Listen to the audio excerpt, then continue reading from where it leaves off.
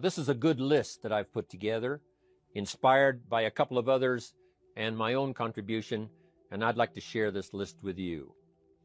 First, learning the power of purpose. A person who has purpose in their life, they have something to go for, some meaning.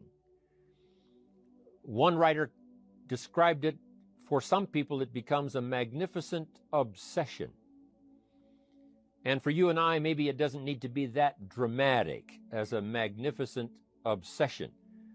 But it has to be something that does something to us, something that pulls us, especially into the future.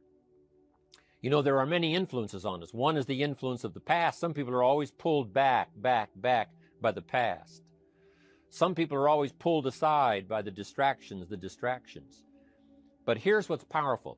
If you have a list of high purpose in your life, it pulls you toward the future.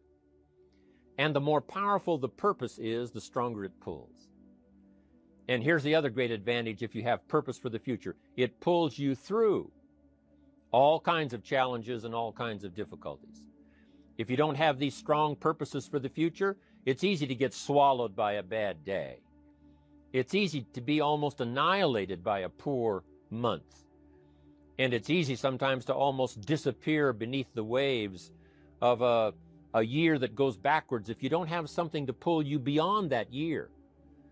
So if you want something to pull you through all kinds of challenges, all kinds of difficulties, and things that come at you, you got to have something on out there, beyond today, beyond next week, beyond next month, beyond this year, that pulls you into the future. And the clearer it is, the stronger it pulls. The more dynamic it is, the more it affects your life, your spirit, your heart, your soul. It also creates imagination. It gets your mind working on how to achieve that purpose. And if your mind will work, and if your heart works, and if your spirit works, and if you have good input, like good ideas, I'm telling you, there isn't anything you can't accomplish. So that's one of the great powers that'll make a variable of you, and that is purpose. Here's the next one, self-confidence. Where does self-confidence come from? And this is the best advice I can give you on that. Not neglecting, first of all, the small daily disciplines. Self-confidence really comes from feeling good about yourself. And one of the best ways to feel good about yourself is at the end of the day to know that you poured it on. You did your best. If you conducted a meeting, you did the best you could. If you made a phone call, it was the best phone call you could possibly make. If you wrote a letter, it wasn't a casual letter, it was your best letter. At the end of those kind of days, when you feel good about yourself, self-confidence starts to rise. You know that if you can have this kind of a good day, you can have another one the next day, and those days become the weeks become the months, and the month becomes a powerful year. Self-confidence comes from the lack of neglect. If you will not neglect to do the small daily disciplines, that's where self-confidence comes from. Part of good health is self-confidence. I know I'm going to be healthy. I take the Herbalife products. I eat the apple a day. I walk around the block. I do the jogging on the beach. At the end of the day, when you've really poured it on and you've done all the stuff, self-confidence grows. That self-confidence affects your health. It affects your future. It affects your psyche. So this is true. One of the great powers is self-confidence. Self-confidence means willingness to do whatever it takes to achieve. Some people say, well, I'll do it for a little while and see what happens. You know, I'll try a couple of things. If that doesn't work, I'm out of here. And all of us know that that kind of person doesn't have much of a future. But if you're willing to do whatever it takes, if I have to learn a couple of things, I will learn those things. If I got to learn 5 or 6 things, I'll learn all 6. If I have to take an extra class, I'll take an extra class. If I've got to read the books, I'll read the books. If I have to consult with people who know more than I know, I will do the necessary consulting. Whatever it takes, I will do. That starts to develop unbelievable self-confidence. Self-confidence also comes from the ability to rise above your circumstances, to rise above what happens, the petty little things, the discouraging things that would sink everyone else's ship except yours, that would cause someone else to quit early in the day, but you keep going. That kind of willingness to overcome all circumstances, whether it's the little challenges or the big challenges. If you're willing to do that, I promise you, this kind of power will work for you, and in you, the variable, it'll make a difference. The third on the list I had was enthusiasm.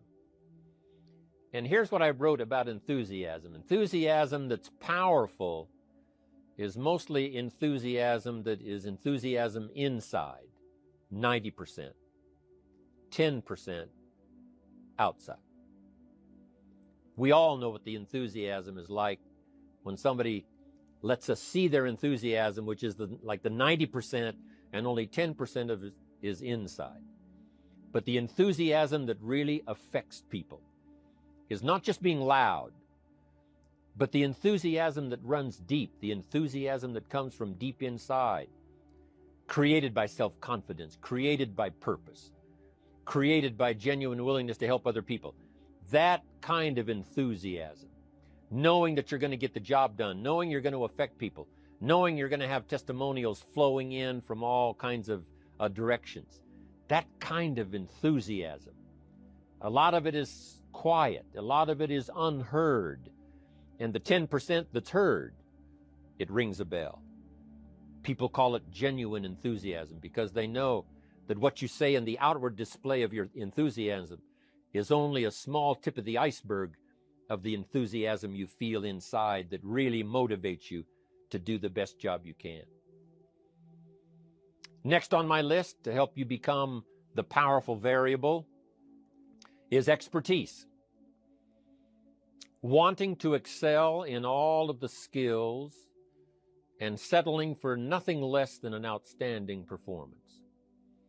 If you're willing to be the best in your field, if you're willing to demand of yourself excellence in skills, to be the best that you can possibly be. In the training, do the best you possibly can. In doing a workshop, do the best you possibly can. Developing the skills of using your personality, developing the skills of language, developing the skills of influence, developing the skills of organizing. If you're willing to be an expert in all of the skills, expertise, excellence in skills. Here was the next one on my list, making a powerful contribution to you, the variable, and that is preparation. Well prepared. And preparation, of course, involves a whole lot of things. A big share of our life is preparing, getting ready. When we go to the first grade in school, we're just preparing for the second grade. After we've finished 2 grades, the 2 grades prepare us for number 3. Sometimes it seems like a long, excruciating time. And the time will just seem like it'll never come when we can finally have the performance that we really want. But it takes time to prepare. It takes time to get ready. And the decisions you make in the preparation time, those are the decisions that last for a lifetime. Preparing to have a good day. It's that preparing, maybe the night before, maybe the couple of days before the day that you're going to put everything together. The preparation for a meeting means that you've taken it serious. The preparation for doing a workshop means you're serious about the workshop. You want to make the best contribution. That kind of preparation is important. But here's preparation that's very vital, and that is to prepare yourself for success. Life seemingly does not wish to waste success on the unprepared.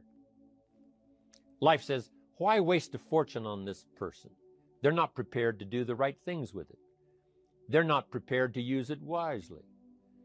If a fortune was bestowed upon this unprepared person, it would probably be wasted.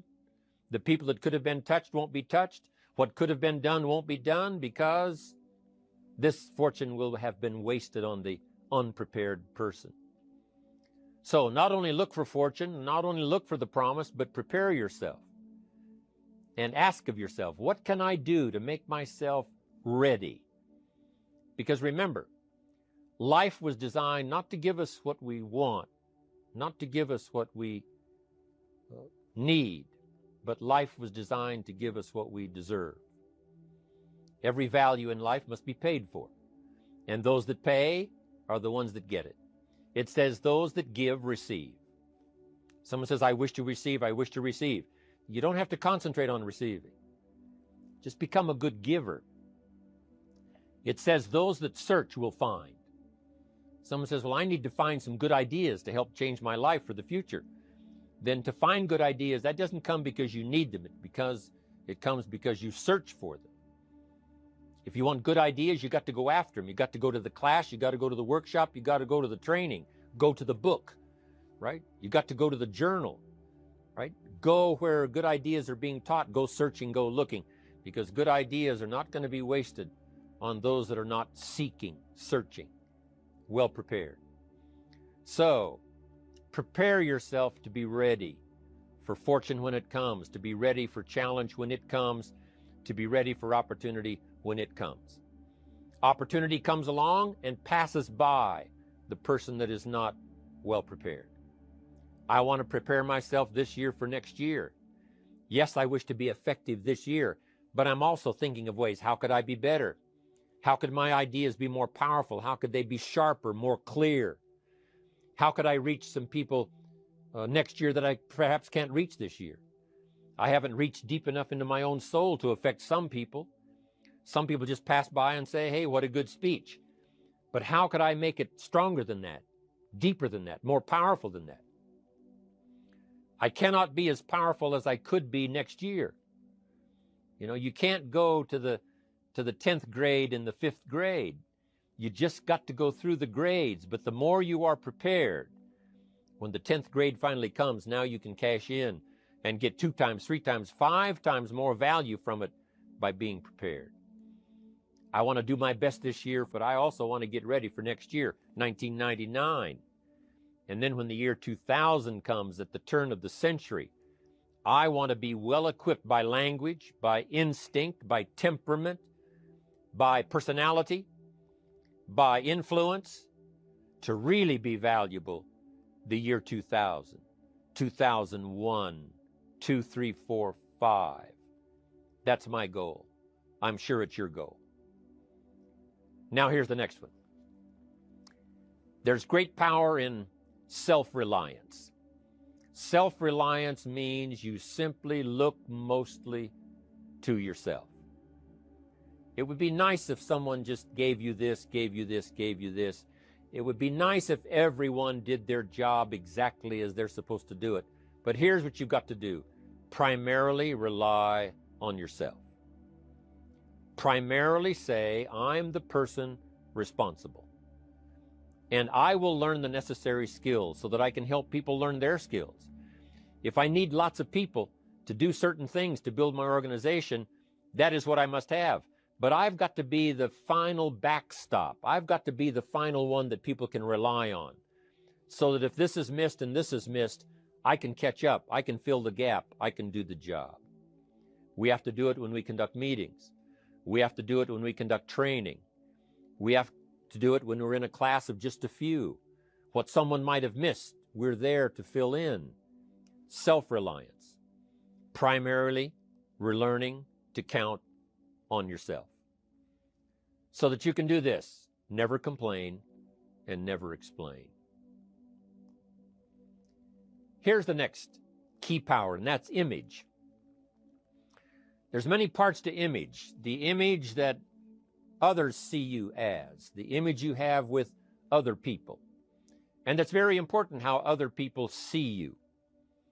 If they don't see you as a leader, chances are they won't pay attention. If they don't see you as being in control, chances are they won't have the trust.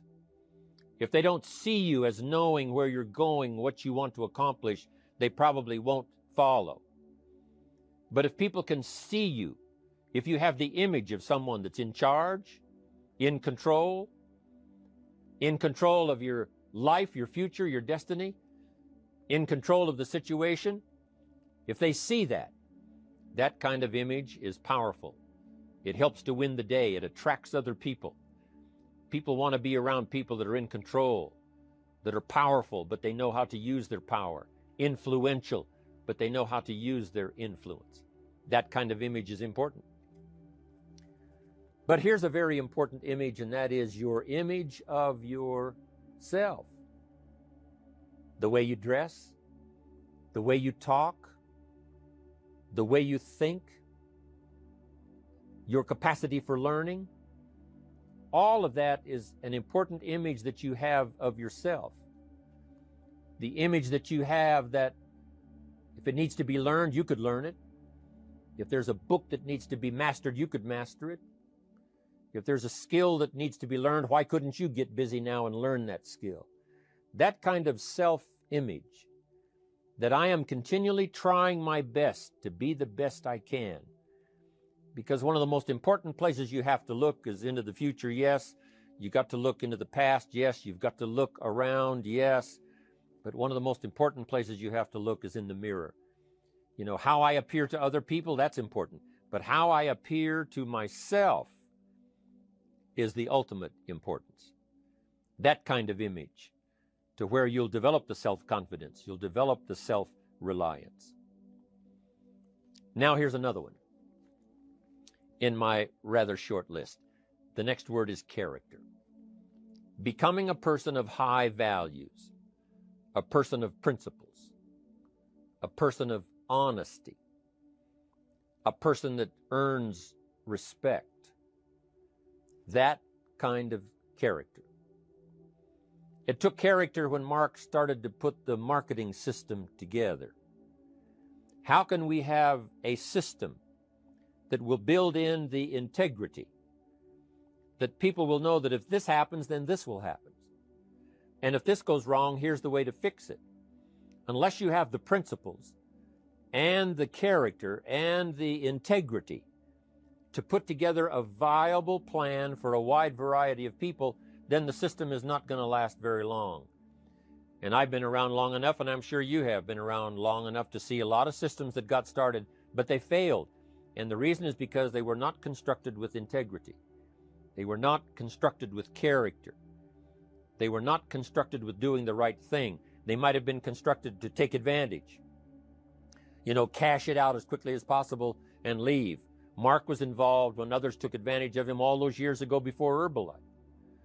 When someone took advantage and didn't have the character, didn't have the principles, and didn't have the character to stay, the character to see it through, the character to do the right thing.